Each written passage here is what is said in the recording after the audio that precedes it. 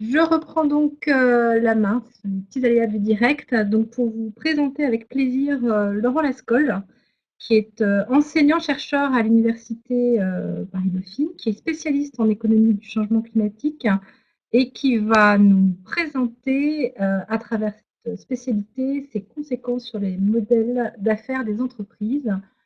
C'est à vous, Laurent. Alors, est-ce que vous m'entendez? Absolument. Parfait, merci.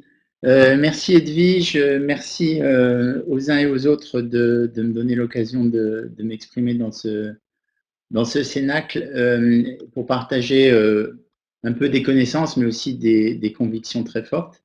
Il y a beaucoup de choses qui ont été dites en vérité par Monsieur Le Sueur, dans une moindre mesure par rapport à mon sujet par Monsieur Grandcola. Donc il va y avoir des redites. Et puis aussi, j'ai l'avantage d'intervenir en fin de matinée. Alors je ne sais pas si c'est qu'un avantage, mais en tous les cas, ça a l'avantage d'avoir suivi un peu ce qui était dit sur le chat. Et du coup, je vais essayer qu'on parvienne à avoir un échange un peu, peut-être au fur et à mesure, on va voir. Alors, le thème de mon intervention, l'économie du changement climatique et ses conséquences sur les modèles d'affaires d'entreprise. Alors, l'économie du changement climatique, ça ne veut pas dire qu'on va faire l'économie du changement climatique, hein. C'est bien dans un autre sens qu'on l'entend, c'est bien au sens courant, c'est-à-dire l'étude des activités humaines qui sont tournées vers la production, l'échange, la distribution, la consommation de biens et en quoi c'est impacté par ce qui se passe sur le plan climatique. Le changement climatique, ça désigne une modification durable, en principe. Alors, ça peut être une décennie, ça peut être sur des très longues périodes, mais de façon générale, c'est une modification durable du climat global, mais aussi des climats régionaux. D'habitude, alors, cette intervention sur le changement climatique, c'est un cours en vérité que je fais à Dauphine, euh, qui fait 24 heures. Donc, je vais pas on va aller très vite sur un certain nombre de choses. Simplement donner quelques points de retard, de repère. La Terre, c'est 4 milliards et demi d'années. La vie sur Terre, c'est 540 millions d'années. L'apparition de l'homme, c'est un peu plus de 2 millions d'années. Et puis, le, la, l'Homo sapiens qui se répand sur Terre, c'est grosso modo 200 000 ans. Donc ça permet d'avoir un peu les repères. La dernière glaciation s'est terminée il y a 11 000 ans, donc il y a une vingtaine de milliers d'années. L'Europe, elle avait cette tête-là. On pouvait aller en Angleterre à pied sec. Il n'y avait pas d'histoire de Brexit et de variants. Il y avait un continuum de territoire. Et puis par contre, au-delà, au nord de l'Angleterre actuelle et au nord de la Belgique, grosso modo, on était sur des zones glaciaires. 20 000 ans, c'est aussi l'époque de la grotte de Lascaux, à peu près. Donc c'est à peu près cette époque-là. Il y a 11 000 ans se passe un réchauffement climatique qui, euh, qui a une conséquence absolument considérable. On entre dans ce qu'on appelle sur le plan géologique la période de l'Holocène, mais on entre aussi dans la période qu'on appelle dans d'autres disciplines le néolithique, c'est-à-dire l'âge de la pierre polie.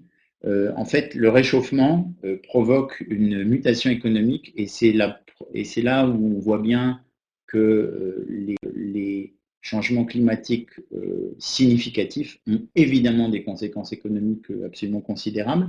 Donc, c'est l'époque de la sédentarisation de l'agriculture, l'apparition de l'agriculture, de l'élevage.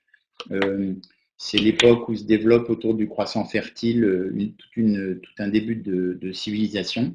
Et puis un peu plus tard, on aura l'apparition de l'écriture en 3000 à peu près. Mais ce sur quoi j'insiste, c'est que c'est 10 000 ans, c'est 11 000 ans, disons. D'un point de vue climatique, quand on regarde des courbes très longues, c'est très stable, une très grande stabilité, et une très grande stabilité qui, de toute évidence, a été extrêmement favorable au développement des civilisations humaines. On le voit de façon évidente hein, avec ce qui s'est passé au cours de cette période-là. Il y a des variations à l'intérieur de cette période. Il y a des variations qui sont probablement causées par des phénomènes géologiques ou qui sont propres à la dynamique de la Terre. Et puis, dans la période très récente, on voit bien qu'on sort un peu du cadre et là, on a des variations qui sont plus significatives. Le petit graphique qui est là, il est formé, c'est un graphique qui a été produit par l'Université de Californie. Si vous regardez bien, on a 3 degrés à peu près de variation sur moyenne période. Or, c'est ce dont on parle quand on parle du réchauffement climatique qui pourrait être induit par l'époque récente de la révolution industrielle. Donc on est en ce moment, quand on parle du 2 degrés ou du 3 degrés à l'horizon 2100, on est sur des mouvements très significatifs par rapport à une période de 10 000 ans. Cette période, elle se termine avec, enfin cette période de stabilité, elle se termine avec ce qu'on a coutume maintenant d'appeler l'anthropocène. Alors c'est discuté par les universitaires, par le monde académique, mais moi j'aime bien cette notion d'anthropocène, c'est-à-dire l'idée qu'à partir de la fin du XVIIIe siècle, l'homme développe des techniques, des technologies qui sont de nature à influer sur son environnement de façon extrêmement significative. Alors, cette représentation, c'est la filature de Arkwright au Royaume-Uni. C'est une peinture de 1782. C'est à ma connaissance la première peinture qui représente une réalité industrielle. 1782, c'est aussi à peu près les années de dépôt du brevet de la machine à vapeur de Watt. Et puis, c'est aussi les années où apparaissent les premiers grands économistes classiques, ce qu'on appelle les classiques, et notamment Adam Smith, bien sûr.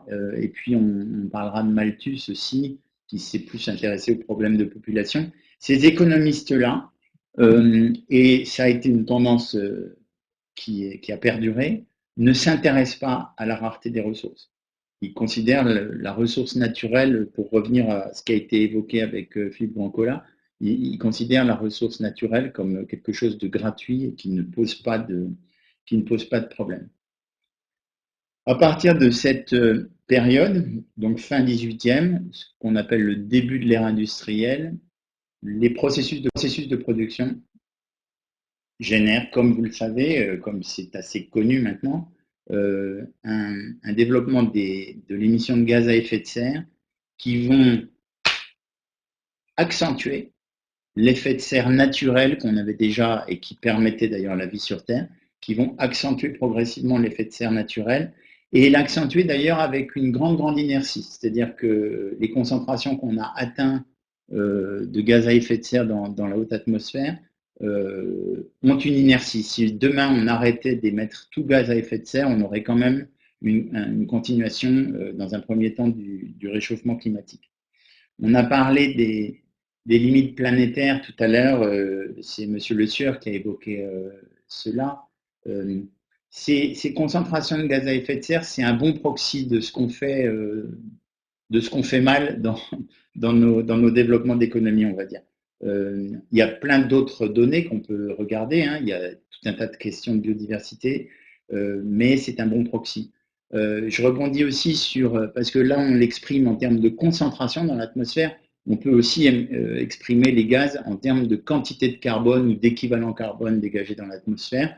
Pour donner les ordres de grandeur, Monsieur Le Sieur évoquait tout à l'heure 2 tonnes de carbone par personne, par habitant sur Terre, en disant que c'est ce vers quoi il faudrait tendre. Donc 2 tonnes de carbone par habitant sur Terre, pour 8 milliards d'habitants, ça fait 16 gigatonnes de carbone par an. On est plutôt sur des émissions de l'ordre de 50 gigatonnes actuellement par an au niveau mondial. Donc on est très au-delà, bien sûr, de ce qu'il faudrait faire pour respecter justement cette notion de limite planétaire.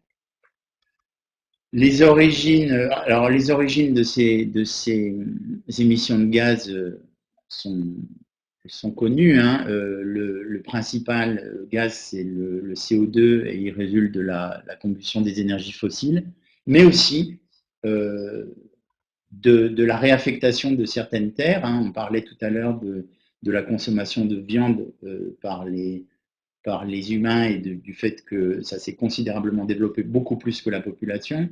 Eh bien, eh bien, cette consommation de viande qui entraîne de la déforestation à certains endroits pour cultiver des aliments pour les animaux, bien sûr, elle est de nature aussi à contribuer à la dégradation de la situation en termes de CO2, puisqu'il n'y a plus la capture naturelle par les forêts. Le cycle du carbone est complètement contraint.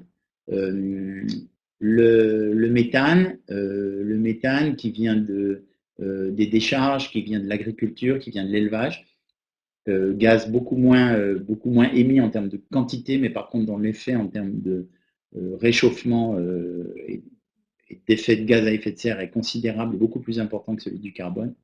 Et puis le protoxyde d'azote, et puis des gaz fluorés. Les gaz fluorés, on en avait beaucoup parlé à l'époque de, vous savez, de la question de la couche d'ozone, il y a quelques décennies. Tout ça, c'est des choses qui sont à peu près connues. On sait aussi que l'origine anthropique n'est plus contestable de ces. L'origine anthropique, c'est-à-dire venant vraiment de nos activités humaines, n'est plus contestable. À partir de, je vous disais tout à l'heure que les économistes classiques et puis aussi leurs successeurs ne se sont pas trop intéressés à cette question de la limite des ressources et plus généralement à la gestion de ce qu'on appelle souvent les biens communs. Et c'est seulement dans les années 60, 1960, qu'on a vu des économistes, mais aussi des sociologues, mais aussi des biologistes commencer à s'intéresser à ces questions. Les années 60-70, c'est aussi les années de l'exploration spatiale. J'ai mis cette photo qui est très connue, qui s'appelle The Blue Marble, qui est une photo qui a été prise par la mission Apollo 17 en 1972 et qui a été un choc parce que c'était la première fois que la Terre était photographiée dans son intégralité, dans son entièreté par un humain.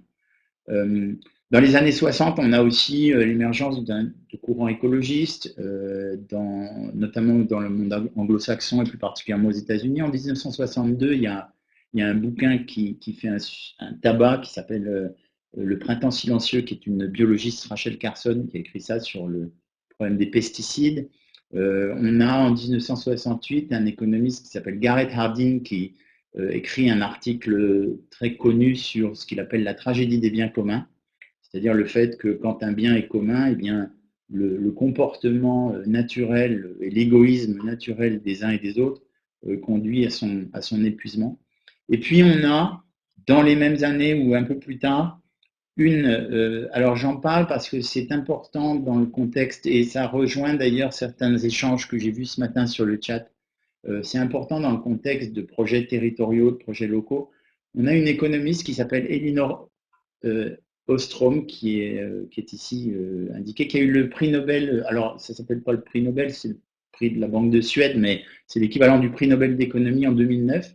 C'est la première femme à avoir le prix Nobel d'économie. Elinor Ostrom, elle a étudié les communs pour justement répondre à cette question et à cette problématique de la tragédie des biens communs. Elle a travaillé, elle a fondé en 1973 avec son mari un institut d'études qui a mené un grand travail d'observation et d'analyse de la façon dont, dans différentes parties du monde, les gens avaient pu s'organiser pour gérer leurs biens communs. C'est une économiste très intéressante que je vous recommande si vous avez le temps ou si vous en avez le goût de creuser, parce que justement, elle apporte via des approches théorie des jeux, etc., elle apporte des éclairages très intéressants sur la façon dont on peut conduire au niveau local des politiques de préservation des biens communs. J'ajoute qu'elle est politiquement super correcte parce qu'elle plaît aux écolos et puis elle plaît à la Grande Arche et puis elle plaît à Bercy, si vous voulez. Elle plaît aux écolos et elle plaît aux libéraux, on va dire. J'ai indiqué ici, alors en 2015, donc on était dans les années 60, en 2015 on a un tournant absolument essentiel qui est, moi j'appelle ça un alignement de planètes. D'ailleurs, si on a fait toutes les photos, la photo derrière, c'est bien une photo d'alignement de planètes. Premier événement, en 2015, on vient d'avoir les rapports la 5e série des rapports du GIEC. Le GIEC, c'est un organisme qui a été créé en 1988 à la demande de, alors très paradoxalement à la demande de Ronald Reagan et Margaret Thatcher, qui voulaient avoir un organisme indépendant de l'ONU pour publier sur ces sujets de climat. En 2014, donc, le GIEC a sorti sa 5e série de rapports, et série de rapports qui évidemment, effectivement, ne contestait plus l'origine anthropique de ce qui se passait. Alors en 2015, donc on a ça, on a ce savoir, j'allais dire, qui est un peu académique et un peu incontestable. Milieu 2015, on a le pape François qui publie Laudato Si, qui est une invitation à la protection de la maison commune. J'ai mis une photo là de Marc Carnet, on en reparlera peut-être parce qu'il est très important pour comprendre comment le climat et l'entreprise se parlent et comment les deux réalités peuvent se marier. Marc Carnet, qui était à l'époque gouverneur de la Banque d'Angleterre. En septembre 2015, on a l'adoption des objectifs de développement durable que M. Le Sieur a évoqué tout à l'heure comme un des outils que vous pouvez utiliser aussi au quotidien. Donc, c'est 17 objectifs de développement durable à l'horizon 2030. Et puis en 2015, bien sûr, on a les accords de Paris. Alors normalement, mon slide, il s'anime. Là, il y a une petite vidéo qui passe, mais c'est pas grave. Donc en décembre 2015, on a les accords de Paris qui sont un peu la conclusion de cette année que j'allais dire bénie, en tout cas de cette année d'alignement de planète. Alors, j'en viens à cette question d'économie. Alors, le GIEC, pardonnez-moi, le GIEC prépare donc sa 6e série de rapports. Il y a eu des rapports intermédiaires, donc vous avez peut-être entendu parler il y a 2 ans environ, sur un certain nombre d'aspects qui avaient été, dont la COP 21 avait demandé au GIEC de les approfondir. Mais d'ici 1 ou 2 ans, on aura une nouvelle série de rapports du GIEC qui, en tout état de cause, devrait confirmer à la fois les analyses précédentes et puis les inquiétudes qui en découlent. Alors, relance et transition écologique, j'en viens à cette histoire de conviction. Vous avez dans vos lettres de mission, j'ai regardé, je ne sais plus sur quel document je me suis fondé, mais j'ai regardé un peu quelles étaient les attentes qui étaient faites à l'égard des sous-préfets à la relance. Il y a on peut imaginer, on peut concevoir que dans la pratique, ça soit conçu comme des injonctions contradictoires, parce qu'il y a des choses très ambitieuses. Il faut construire un tissu économique local, il faut renforcer l'efficacité de l'État dans les territoires, il faut accompagner les élus et les acteurs territoriaux. Et puis en même temps, il faut évaluer, il faut choisir des projets, il faut vérifier que les sommes sont débloquées. Donc on a des injonctions à la fois qui se projettent dans le moyen terme, j'allais dire, et puis des injonctions plus court terme et plus immédiates. Là où je parle de conviction, c'est que lorsqu'on regarde un peu le détail des mesures du plan de relance, alors bien sûr, M. Le Sieur a rappelé à quel point la part de la transition écologique, énergétique, à quel point elle était importante dans la répartition des enveloppes. Ce qui me frappe quand je regarde la liste à la Prévert qu'il a évoquée, je me permets d'employer ce terme-là puisqu'il l'a fait, c'est que beaucoup concernent aussi des questions de souveraineté. Et c'est là où je parle de conviction. Il se trouve que dans une autre vie, je suis capitaine de frégate de réserve dans la Marine nationale, donc je m'intéresse à ces questions de souveraineté. Quand on parle rénovation énergétique, on parle aussi indépendance énergétique. Quand on parle économie et circuits courts, économie circulaire et circuits courts, on parle aussi problèmes de supply chain, d'approvisionnement, etc. Quand on parle de transition agricole, on parle aussi d'autonomie alimentaire. Et dans le contexte qu'on connaît, que M. Grandcola nous a rappelé tout à l'heure, le fait de revenir à ces fondamentaux de souveraineté industrielle, de souveraineté alimentaire, me semble tellement évidentes qu'on ne devrait même pas avoir besoin d'argumenter là-dessus. Et donc, au-delà de tout ce qui a pu être dit, et au-delà, bien sûr, de cette question du changement climatique, je crois qu'on a là un enjeu qui dépasse la question du changement climatique pour rejoindre aussi les autres problématiques qu'on a évoquées ce matin. Alors, je reviens un peu, je regardais un peu vos échanges sur le chat ce matin, sur lequel j'avoue n'avoir pas forcément les réponses précises aux questions qui étaient évoquées, mais par contre, il y a des outils. Il existe des outils, je crois, pour mieux appréhender un projet, pour comprendre comment l'analyser, comment le décortiquer. Alors, j'aurais su qu'on parlerait d'hydrogène, on aurait pu aussi parler financement de projet, mais pour un peu résumer quelles peuvent être les approches en matière de projets territoriaux et comment on peut les aborder. Et pardonnez-moi, c'est un peu simpliste ce que je vais vous dire là, mais au fond, quand on regarde les acteurs, on a d'abord des pouvoirs publics, c'est les petits logos en blanc là, les pouvoirs publics, soit l'autorité publique déconcentrée que vous êtes, soit les collectivités territoriales, les élus locaux. Ceux-là, ils ont un rôle il faudrait qu'ils aient un rôle de facilitateur, un rôle qui favorise le dialogue entre les différents acteurs. On a et ça n'a pas été atténué par la crise du Covid et par la gestion sanitaire des derniers mois. On a quelquefois une perception négative des agents économiques par rapport à ce qui vient de l'autorité publique. Perception négative parce que grosso modo, ce qui est perçu, c'est de la réglementation, des coûts de transaction, des contraintes, plus que des choses positives. Et ça, c'est un phénomène auquel on est obligé de faire face quand on a affaire à des entreprises. Alors, ça, c'est le côté pouvoir public, c'est probablement le problème fondamental qu'il a à gérer. En même temps, on est dans un pays jacobin et on ne peut pas imaginer, à la Elinor Ostrom, pour revenir à elle, des projets territoriaux qui soient gérés sans l'intervention de l'État.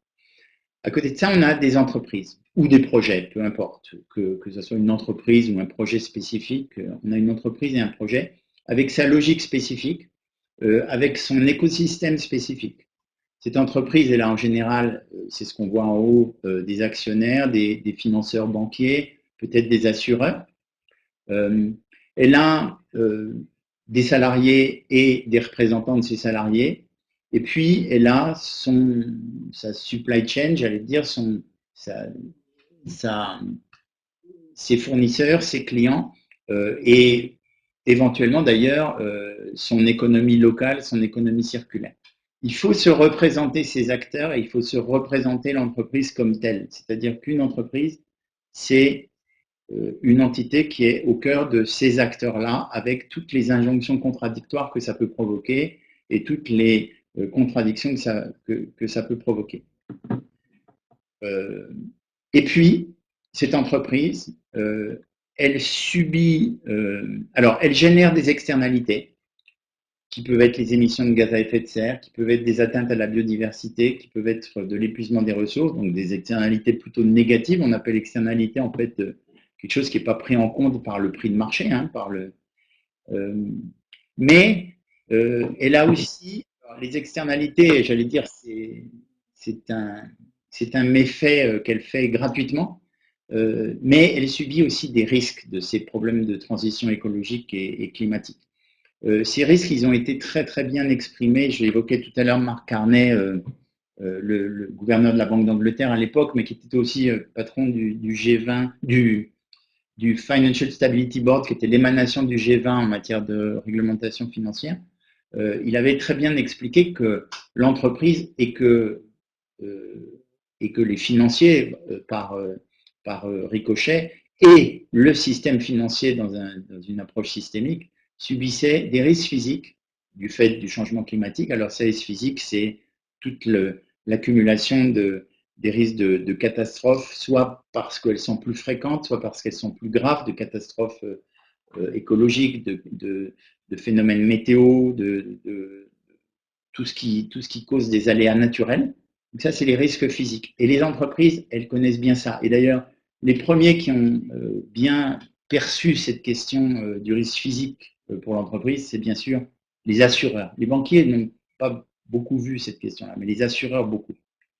Le second type de risque auquel fait face une entreprise dans sa gestion de projet, dans sa stratégie, eu égard au climat toujours et eu égard à ces questions de changement climatique et de changements environnementaux, c'est ce qu'on appelle le risque de transition. Ce n'est pas un risque moindre que le risque physique, c'est même peut-être un risque plus important encore. En tout cas, il est plus à moyen terme, mais il peut être d'une très grande amplitude. Ce risque de transition, c'est le risque d'avoir à faire face, par exemple, à des nouvelles réglementations. Imaginons que pour des raisons X ou Y, la vie devienne invivable à cause du réchauffement climatique. À ce moment-là, on sera bien obligé de prendre des mesures réglementaires, législatives, qui peuvent avoir des effets absolument considérables sur les modèles d'affaires d'entreprise. C'est la première source de risque de transition. La deuxième source de risque de transition, c'est quand les consommateurs eux-mêmes commencent à évoluer dans leurs choix, en choisissant de ne plus acheter des produits emballés dans du plastique, de ne plus acheter des véhicules polluants, de se déplacer autrement.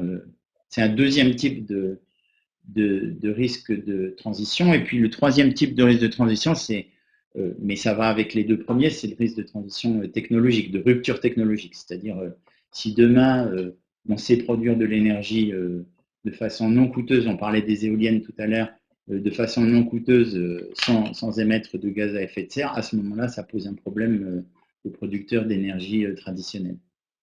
Et puis le troisième risque qu'on peut identifier eu égard à cette question du changement climatique, c'est tous les risques de litige et de façon générale d'attaques qui peuvent être faites contre une entreprise eu égard aux dommages qu'elle aurait pu causer ou au non-respect qu'elle pourrait des évolutions environnementales. Ça, c'est l'entreprise. Et puis en face de ça, vous avez des acteurs, des parties prenantes qui sont de plus en plus actives, notamment au niveau local. C'est ce que j'ai appelé là l'environnement, mais c'est pas que des défenseurs de l'environnement, ça peut être aussi des gilets jaunes qui sont défenseurs de leur niveau de vie. C'est pas que de l'environnement, mais c'est des acteurs qui sont à prendre en compte. Au fond, un projet durable, je crois, alors on peut dire durable, quelquefois on dit responsable, quelquefois on dit soutenable, selon les disciplines auxquelles on appartient. Au fond, je crois qu'un projet durable, c'est un projet qui va arriver au départ du moins. Alors après, ça ne veut pas dire qu'il n'y ait pas des arbitrages à prendre, mais au départ du moins, à écouter tous ces acteurs, à comprendre leurs contraintes, à comprendre les risques qu'ils encourent, à comprendre leurs espérances aussi. Et c'est ce qu'on appelle en entreprise la question de la responsabilité sociale d'entreprise et ou l'approche ESG, vous savez, environnement, social, gouvernance.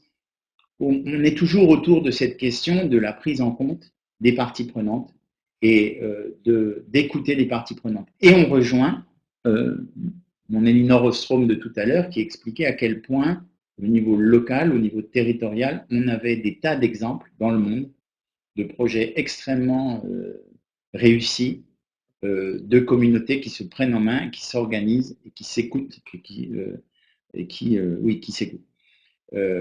C'est une idée, c'est une conviction, c'est une idée, c'est une conviction que j'exprime là. C'est quelque chose qui n'est pas forcément naturel pour des. Alors, vous venez de tas d'horizons, donc c'est peut-être plus facile pour vous que pour des purs produits de l'administration centrale.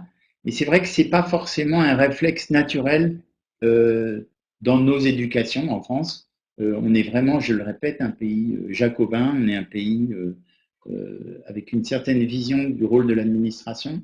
Et c'est probablement pas facile pour vous de vous placer et de vous mettre dans une espèce de démarche j'allais dire, d'expérience utilisateur, d'expérience des parties prenantes, et c'est pas toujours facile. Alors, ça, c'est un premier type d'outil que je voudrais partager avec vous, c'est essayer de cartographier, lorsqu'on est en face d'un projet donné, essayer de cartographier ce paysage des parties prenantes. Là, je l'ai fait de façon très simpliste, ça peut être beaucoup plus complexe, hein, une cartographie de ce type, mais je crois que c'est une démarche qu'il faut vraiment absolument avoir. Euh, alors, l'autre démarche, c'est d'utiliser des outils qui existent, alors qui en général viennent de la régulation. On a évoqué tout à l'heure, enfin, à un moment, le mot a été prononcé de finance verte. Il se trouve que dans les accords de Paris, il se trouve que dans les accords de Paris, le, à la question de l'atténuation du changement climatique et de l'adaptation au changement climatique a été ajouté un petit alinéa qui disait et il faut aussi que la finance fasse le job. Et donc, du coup, l'Europe, notamment, a développé des réglementations qui visent à ce que la finance fasse le job. Et je pense notamment à cet outil de la taxonomie européenne. Il y en aurait d'autres, on pourrait en évoquer d'autres. Et puis, je ne veux pas entrer trop dans le détail de cet outil, et puis j'aimerais bien peut-être qu'on arrive à avoir un dialogue. Mais cet outil taxonomique, qu'est-ce qu'il nous dit? Monsieur Le Sueur l'a évoqué tout à l'heure. Il nous dit il y a six objectifs environnementaux. On peut lister ces six objectifs. Et alors, il y a un texte juridique hein, derrière, il y a un règlement, il y a des actes délégués, il y a des centaines de pages d'actes délégués. Mais ce qu'il faut retenir, c'est la logique, parce que la logique, elle est géniale. Elle consiste à identifier ces six objectifs et à dire qu'un projet est environnementalement intéressant, on va dire, lorsqu'il répond à un impact significatif sur un de ces six objectifs, sans pour autant nuire aux cinq autres. Le sans pour autant nuire aux cinq autres étant très important, bien sûr, parce que si vous financez un projet de bioéthanol ou de bioéthanol fondé sur du maïs ou du blé, ou si vous financez un projet de diesel fondé sur du tournesol ou du colza, certes, vous créez un biocarburant, j'aime pas trop le mot bio d'ailleurs ici, mais vous créez un biocarburant, mais en même temps, vous avez un impact sur l'utilisation des terres, sur les espaces, et vous avez tout un tas d'impacts négatifs à côté. Donc, cet outil taxonomie, c'est vraiment identifier qu'un projet résout significativement un des six aspects sans nuire aux cinq autres. Alors après, à partir de là, les experts ont développé tout un tas de critères et d'indicateurs extrêmement précis, pour signifier si effectivement, parce que tout est dans la mesure de l'impact et tout est dans la façon dont on mesure cet impact. Hein. Mais donc, la taxonomie est allée très très loin, le principe de la taxonomie européenne est allé très très loin dans la quantification, dans la création d'indicateurs, dans l'identification de niveaux auxquels on peut admettre qu'un projet est environnementalement correct ou pas. C'est un outil très intéressant, sans nécessairement, je le répète, aller jusqu'au bout de sa logique qui peut être très vite très techno. Il y a d'autres outils hein, qui sont aussi développés au niveau européen. C'est toute la question du reporting extra-financier, qui en fait est une législation qui plutôt s'applique à des grandes entreprises, mais qui là aussi est déclinable dans une certaine mesure à des organisations plus petites, à des projets, à des entreprises de taille intermédiaire, voire des PME. Donc on a des outils qui existent et qui sont déclinables. Je ne sais pas très bien comment je suis par rapport au temps qui m'est imparti, mais je pense que c'est peut-être intéressant s'il y avait des questions ou si tel ou tel voulait réagir à ce que j'ai pu dire. Voilà, j'espère avoir été un peu complet sur, je le répète, ce que sont mes convictions sur ce sujet-là. Écoutez, Laurent, merci beaucoup pour votre intervention. Je propose, en fait, pour le moment, il y a assez peu de questions, d'avoir une référence d'ouvrage, de passer à titre exceptionnel, comme hier, l'ensemble des participants en animateurs. Et donc c'est ce que je suis en train de faire rapidement pour qu'on ait la possibilité d'échanger en direct avec vous. Donc posez vos questions. Il faut juste que, avant de prendre la parole, donc là je suis en train de vous passer tous, n'hésitez pas, si vous êtes déjà en animateur, d'éteindre vos vidéos par contre et d'allumer vos micros. Et puis de lever la main pour prendre la parole pour que les questions... Moi, je ne bouge pas, moi. Absolument, vous ne bougez pas, c'est moi qui fais tout. Très bien. Est-ce que quelqu'un aurait une première question ou un premier échange, une remarque même, hein, ou sur un projet, ou peut-être que vous pouvez également penser à une entreprise qui vous aurait fait une remarque. Moi, par exemple, j'ai une question pour Laurent. Lorsque vous évaluez tous les risques, risque assureur, risque de transition, risque de rupture, risque de litige pour toutes les entreprises, moi, je me demande en fait, quand une entreprise va venir en concertation et en tout cas toucher, alors soit directement, soit via un syndicat ou une chambre de commerce, les sous-préfets à la relance, dans quel planning en fait et concrètement en fait quelle réponse les sous-préfets vont pouvoir avoir ou quelle initiation ou quelle information vont-ils pouvoir faire remonter au ministère de l'Intérieur? En vérité, c'est une difficulté que rencontrent tous les acteurs. Quand on précise ce que sont ces risques physiques, ces risques de transition, ces risques de litige, au fond, on parle de choses assez nouvelles. On n'était pas habitué à parler risques climatiques. Donc, c'est relativement récent dans la façon d'approcher des projets que d'évoquer ces risques-là. Et ça ne rentre pas forcément dans les grilles d'analyse des acteurs traditionnels. Pour vous donner un exemple simple, moi je viens du monde de la finance. Un banquier, lorsqu'il finance un projet, il est habitué à raisonner sur la probabilité de défaut de ce projet, sur les pertes qui pourraient être occasionnées si ce projet se passe mal, mais il n'est pas habitué à raisonner risque physique, risque de transition. C'est quelque chose qui est très difficile. C'est d'autant plus difficile que ces risques de transition, c'est aussi des risques avec des ruptures, avec des vrais effets de rupture. Vous pouvez avoir des basculements. On l'a vu au début de la crise de la Covid, par exemple, avec des basculements sur le prix du pétrole ou des effets extrêmement violents sur certains marchés qui ont pu occasionner, alors ça a été de façon temporaire, on va dire, mais qui ont pu occasionner des vrais chocs. Donc, tout ça pour dire, par rapport à la question de comment on analyse ça, ben, c'est quelque chose enfin, on est en train d'apprendre. Tous les acteurs sont en train d'apprendre. Ce que je cherche simplement à dire, c'est que il faut avoir quelque part la case qui va bien et qui consiste à analyser cet aspect-là des choses. Les risques physiques, c'est assez naturel, c'est assez facile de comprendre que du fait des évolutions climatiques, eh bien, on aura potentiellement à moyen et long terme des phénomènes de montée des eaux ici ou là, ou des phénomènes de choc hydrique en été ici ou là. Moi, j'ai un exemple que je connais bien parce que je suis originaire de là. Dans les Vosges, les exploitations forestières dans les Vosges connaissent des chocs depuis une vingtaine d'années absolument considérables. Il y a eu les tempêtes Lothar et Martin à la fin du siècle dernier, là, les derniers jours du siècle dernier. Il y a des phénomènes de champignons, de bostриche sur les épicéas. Il y a des phénomènes d'assèchement des sapins.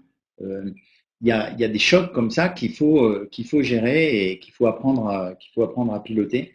Et tout ça, je crois que tout le monde apprend un peu en marchant. Hein. Simplement, ce qu'il faut, c'est vraiment l'avoir dans la ligne de mire et ne pas oublier de, de mettre ces sujets-là sur la table et de ne pas regarder que l'impact financier ou pas que la rentabilité financière. Ça n'a pas de sens de séparer, pour reprendre ma métaphore de tout à l'heure, de séparer la Grande Arche et Bercy ou de séparer l'écologie et l'économie. C'est vraiment des problématiques qu'il faut intégrer. Et je reviens à Marc Carnet, il ne cesse de mettre en garde les financiers, par exemple, sur ce sujet-là, en leur disant, faites attention, si vous ne prenez pas en compte ces aspects physiques, risque de transition, alors vous allez avoir des gros embêtements en termes d'impact financier. Je suis désolé, Edwige, je n'ai pas vraiment répondu à la question parce que je n'ai pas la réponse. Alors, il y a Fabrice Neveu qui a une question pour vous. Il faut juste que vous allumiez votre micro et on a un petit problème de caméra, mais on entend très bien Laurent. Donc, Fabrice, c'est à vous, vous pouvez poser votre question. Une question, mais en fait aussi, c'est un témoignage, hein, puisque dans notre département, on a quelques entreprises, dont une en particulier qui a subi les aléas climatiques. C'est une entreprise dans le domaine agricole qui fabrique du matériel. On va parler directement de qui il s'agit, c'est Magnier Industrie, hein, qui est assez connu. Donc avec la chute des prix des céréales en 2017, ils ont fait un énorme déficit. Les prix ont fortement baissé. Et aujourd'hui, ils sont dans un cercle vraiment très défavorable, puisque les appels d'offres, par exemple, sont passés de 2 millions d'euros à une moyenne de 500 000. Ils ont une trésorerie qui est devenue négative. Enfin, voilà, donc c'est vraiment un circuit défavorable qui a nécessité la mise en place d'un pageur. Et c'est vrai que c'est pas facile parce que on voit très bien, et c'est l'argument qui a été évoqué, c'est que le changement climatique fait que tout ce milieu agricole avec les céréales pâtissent effectivement de cette chute des cours. Et donc les entreprises se trouvent en difficulté. Donc on s'est interrogé, voir qu'est-ce qu'on fait, est-ce qu'on soutient cette activité? C'est vrai que c'est une entreprise qui dans le secteur rural apporte aussi, c'est une image, c'est des emplois. Donc et c'est difficile de prévoir l'avenir en fait dans le domaine. Alors à moi de se effectivement reconvertir, Non, se développer autrement, vous voyez? problématique très difficile, hein. C'est très compliqué. Ce que j'essaie de vous dire ici, c'est que effectivement, il faut intégrer cette question dans les raisonnements et qu'on ne peut pas avoir une approche purement financière des projets et qu'il faut intégrer, quels que soient je parle de faits d'ailleurs, hein, je ne parle pas d'opinion, hein, quelles que soient les opinions qu'on peut avoir, les liens entre l'économie et ces phénomènes-là sont évidents. Après, que ça crée des questions très difficiles à adresser au niveau d'un dossier particulier, c'est indiscutable, bien sûr, hein. Mm. Sur la conférence des financeurs, effectivement, on voit bien la réalité des évolutions qui sont défavorables à ce milieu professionnel. Mais de l'autre côté, voilà, on peut pas non plus porter le coup de grâce, quoi. Ils attendent aussi de l'État un accompagnement justement vers une transition et des orientations vers d'autres domaines qui leur permettraient de survivre encore. Et puis d'apporter aussi à ce territoire des, de la productivité et puis de l'emploi, un maintien dont il a besoin en fait. Voilà. Le milieu agroalimentaire et puis aussi le milieu de la foresterie que j'évoquais tout à l'heure sont déjà directement, très directement touchés, hein, évidemment. Euh, mais enfin, vous pouvez aussi avoir d'autres secteurs, hein. La transition vers une mobilité verte, par exemple, ça peut aussi occasionner des gros chocs pour certains types d'entreprises. Mais oui, c'est bien sûr très difficile parce que, en fait, Marc Carnet, il appelle ça, reprenant justement ce que j'évoquais être la tragédie des biens communs, Marc Carnet, lui, il appelle ça la tragédie des horizons. Donc en 2015, il a fait ce discours célèbre devant les Lloyds à Londres, donc devant des assureurs d'ailleurs, euh, pour évoquer ce qu'il appelait la tragédie des horizons. Et au fond, la tragédie des horizons, c'est cette contradiction que nous avons un peu tous à gérer entre des problématiques et des injonctions à court terme, et puis des phénomènes du type climat, du type environnemental, du type vie sur Terre, etc., qui sont beaucoup plus longs. Or, l'horizon de temps des décideurs, que ce soit les décideurs économiques, politiques, banques centrales, etc., l'horizon du temps de ces décideurs est beaucoup plus court que l'horizon des problèmes qu'ils ont à adresser. Et c'est toute la difficulté hein, qu'on a tous hein, de réconcilier le temps long et le temps court. Ce qui est certain, c'est que ce qui est certain, c'est qu'on ne peut pas imaginer. Enfin, cette opportunité du plan de relance, enfin, parce que je le vois vraiment comme une fantastique opportunité, il ne faudrait pas la gâcher en privilégiant exagérément le temps court, c'est ça. Mais c'est facile de dire, hein. En tout cas, merci beaucoup pour cet échange. Là, je ne vois pas d'autres questions. Est-ce qu'il y a une autre personne qui veut ajouter quelque chose? Sinon, on va vous remercier pour votre... Ah, Simon. Eh bien, écoutez, Simon, autre question, on va en prendre une dernière. On vous écoute, Simon. Oui, oui. Oui, bonjour, merci beaucoup pour votre présentation. Moi, j'ai trouvé très intéressant la dernière slide que vous avez présentée avec un outil assez concret de ces 6 axes, sur lequel on agit très favorablement et puis tout en préservant les 5 autres. Je me demandais dans aussi la réflexion que vous avez fait sur l'adéquation entre temps court et temps long. Enfin, on voit que tout ça nécessite beaucoup de paramètres. Est-ce que, selon vous, il y a aussi nécessité à creuser peut-être des grilles d'analyse plus dures, plus avec des chiffres, avec des taux d'actualisation, par exemple? On en fait beaucoup pour privilégier les uns et les autres, ou est-ce qu'il faut quand même rester sur quelque chose de très mobile en fonction du territoire, en fonction de beaucoup de paramètres qui finalement ne se rationalisent pas? Alors, en fait, il se trouve que à Dauphine, j'enseigne enfin, je fais 2 cours. L'un, c'est économie du changement climatique, et grosso modo, c'est le discours qui consiste à partir des phénomènes physiques pour en arriver aux conséquences sur les modèles d'affaires des entreprises et les modèles d'affaires des financiers. Ça, c'est le premier cours. Et puis, je fais un second cours qui s'appelle financement. Alors, là, dans le master où j'enseigne, ça s'appelle financement de grands projets internationaux, mais ça marche pour les autres types de projets, et qui a un lien évident avec le premier cours. Quand on parle financement de projet, à un moment donné, vous êtes bien obligé de modéliser votre projet. C'est-à-dire que vous êtes bien obligé de modéliser des flux d'argent, enfin en dur, hein, avec des hypothèses sur le prix de vente de l'énergie que vous allez produire, par exemple, avec des hypothèses sur les risques que vous encourez sur votre marché de débouchés. Et donc, bien sûr qu'il y a bien un moment où il faut modéliser les choses et mettre les choses en dur. Et c'est dans ce moment-là où on met les choses en dur qu'il faut bien prendre en compte ces risques-là, ces risques de rupture, ces risques de transition qu'on peut avoir, parce qu'on est sur des projets en général à un horizon de 10 ans, 20 ans, 30 ans. Il y a des concessions, oui, il y a des concessions qui vont jusqu'à 30 ans. Sur une concession de 30 ans, vous ne pouvez pas ne pas, lorsque vous faites votre chiffrage, et vous faites un chiffrage, hein, on est bien dans du dur, hein, mais lorsque vous faites votre chiffrage, vous ne pouvez pas ne pas tenir compte de toutes ces problématiques environnementales et sociales aussi, d'ailleurs, dans une harmonie. Alors, je ne sais pas si je réponds à votre question, mais bien sûr, on ne peut pas en rester juste à une cartographie vague.